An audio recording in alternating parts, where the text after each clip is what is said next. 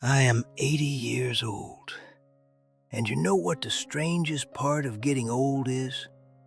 I don't remember half the dates that were supposed to matter. Anniversaries blur together. Birthdays fade. But I remember one ordinary gray Tuesday so clearly, it feels like it happened this morning. Back then, I used to think that change was a long, winding road. I thought you needed years. I thought you had to mature into a better life. I was waiting for the perfect moment, the right alignment of stars. But I was wrong. Sometimes, everything is decided in a single, quiet afternoon. Not because the world suddenly becomes kind, but because 4 specific emotions rise up inside your chest all at once, and they break the lock. You simply cannot tolerate your own life anymore. I'm going to tell you about that day, because there is a very good chance that right now, you are standing in the exact same spot where I stood all those years ago. We lived modestly back then, too modestly. I was working, but the money was like sand slipping through my fingers. And let me tell you something about being broke. The most humiliating part isn't the lack of cash. It's the way it slowly eats away at your dignity, one small compromise at a time. I remember my wife, let's call her Emma, coming home from the grocery store. She stood in our small kitchen, quietly unpacking the bags, and suddenly, I saw it. I saw her pull out a plain, cheap tin of beans. Not the food she actually liked. Not the brand we used to buy, but the one that was cheaper. Cheaper by maybe 12 cents. 12 cents. It sounds ridiculous, doesn't it? But to me, in that moment, it wasn't about the food.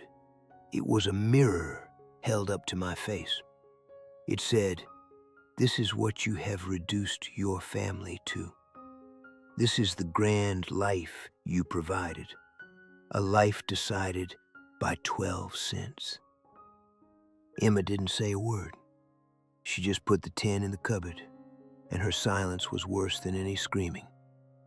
I sat at that kitchen table and thought, is this it? Is this who I am going to be forever? Living in these tiny, unspoken shames that you can't even explain to anyone else? And on that exact same day, another small thing happened. A young volunteer knocked on our door, collecting change for a children's project. She smiled at me so calmly, as if the world was a normal, hopeful place. And I lied to her. I put on a fake smile and said, "Maybe next time." I closed the door because I didn't even have a single spare dollar to give to a child. When the lock clicked, I was left entirely alone in the silence of that hallway. And right there, in that heavy silence, the first emotion hit me. The first emotion wasn't inspiration. Inspiration is a luxury. The first emotion was disgust. Not disgust toward the world, not anger at the government or the economy or my boss.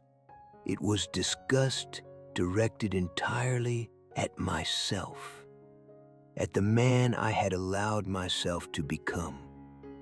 That feeling is rare. Most people avoid it, but when it finally arrives, it cuts straight to the bone. I stood in that hallway and I said out loud to an empty room, "Enough. Enough of this poverty that forces me to lie to a stranger at my door. Enough of the habit of pretending everything is fine. Enough of living a life on discount, not just in the grocery store, but in my own mind." Listen to me carefully. The day you finally say, "Enough," isn't necessarily the day everything magically fixes itself, but it is the day you officially stop agreeing to be miserable. It's like signing a contract in blood inside your own soul. I will not live like this anymore. But disgust is not enough on its own. A man can say enough 100 times, and on the 101st day, he goes right back to his comfortable misery. The second emotion you need is decision. True decision is the exact moment you stop arguing with yourself. You stop negotiating with your weakness. That evening, I sat down and asked myself a brutally honest question. What exactly am I going to do differently tomorrow? Not what will I dream about differently, not what will I hope for, what will I do? I made 3 choices that night. First, I decided to stop postponing the heavy conversations. Second, I decided to stop living without a blueprint for my days. And third, I decided to stop hoping that things would just work themselves out eventually. Hope is a beautiful thing, but it is a terrible strategy. I used to know an old accountant named Tom, a quiet, steady man. He once told me something that saved my life. He said, "If a task is simple, do it immediately. If a task is impossibly hard, just start with the smallest, ugliest piece of it, but start." And then he looked at me and added, "The hardest part of life isn't doing the work. The hardest part is making the final decision to begin." He was absolutely right. Once you make a true decision, the burden actually gets lighter. Not because the road becomes easy, but because the exhausting war inside your own head is finally over. Then comes the third emotion, desire. Not a passing whim, not a childhood wish, but a desire that grips you by the throat and refuses to let go. Here is a truth about human nature. A burning desire rarely wakes up because someone gave you a motivational speech. It wakes up when you finally see the true price you are paying for your fear. I saw the price clearly that day. The price was in Emma's tired eyes. It was in her quiet acceptance. It was in the fact that she chose pure survival over a tiny moment of joy in a grocery aisle. And I realized with absolute clarity, if I don't change my life right now, I am going to steal the only life we both have. I didn't suddenly become a superhero overnight. I didn't become fearless. But a very simple, undeniable need woke up inside my chest. I wanted to be a man whose wife never had to feel ashamed over a 12-cent difference ever again. I wanted to be a wall she could lean on, not a burden she had to carry. True desire is an internal fire. You cannot order it from a menu, but you can ignite it if you are brave enough to tell yourself the absolute truth. And then the fourth emotion arrives.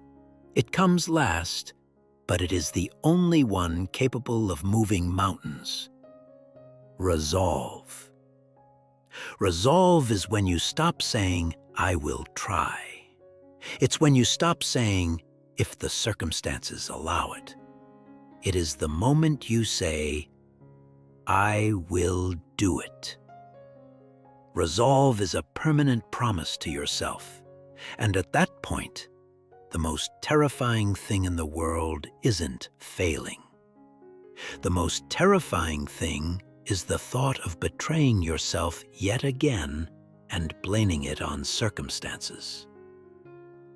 I remember lying in the dark that night, staring at the ceiling and whispering to myself, I am not going back to the man I was this morning. It wasn't a dramatic movie speech. It was a silent vow. But here is the harsh reality that most people refuse to accept. Emotions are nothing but a spark. They make you feel alive for a moment, but only action builds the fire. That very same night, I didn't just feel different. I did 3 deeply uncomfortable things, not heroic things, real things. I took a blank piece of paper and wrote down every single phone call, every decision, every apology I had been avoiding for months. Then, I built a rigid plan for the next 7 days. Not someday, tomorrow, Thursday, Sunday, exactly what I was going to do. And then, I walked into the bedroom, sat on the edge of the bed, looked my wife in the eyes, and told her the truth. I said, I am ashamed of where we are, and I am going to fix it. That is exactly where adult life begins. Not with a burst of motivation, but with quiet actions that can actually be measured. Let me give you a piece of an old man's wisdom. Words without discipline are nothing but self-deception. But words backed by unbreakable discipline, those words become your destiny. Now, I want to leave you with 4 questions. I am not asking you these as some enlightened guru.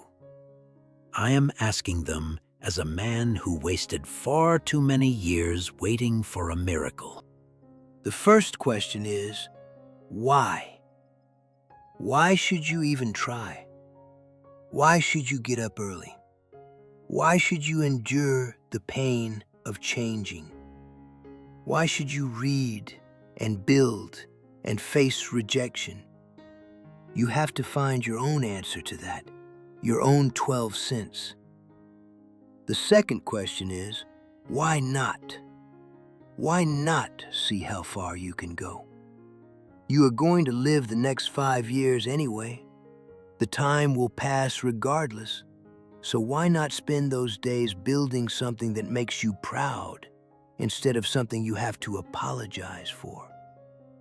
The third question is, why not you? Look around at the people who have the peace, the respect, and the wealth you desire. They don't have different blood in their veins. They weren't handed a secret manual. Why should it happen to someone else and not to you? You are not worse than them. You have just been tolerating your own excuses for too long. And the final question, the most important one, why not now? Because later is a deadly trap. Later is the graveyard where millions of people bury their potential, their dreams, and their quiet promises to themselves never to return to them. I will not promise you an easy road. I don't sell those kinds of lies. But I will promise you this one undeniable fact. If you wait for the perfect moment, you will wait until you are 80 years old, sitting in a chair, wondering where it all went. But if, right now, even one of those 4 emotions stirs inside you, if you finally say, enough, if you make a real decision, if you feel the sting of true desire and you forge an unbreakable resolve, and if you take just one tiny, measurable action before you go to sleep tonight, then tomorrow morning you will no longer be the person you were today. And one day, you will look back and realize something profound. The day your entire destiny changed wasn't some grand cinematic event. It was just an ordinary Tuesday. It was just the very first day you refused to run away from the truth. That is all I have for you today. Do not wait, because life truly does not come with a manual. It comes with a deadline.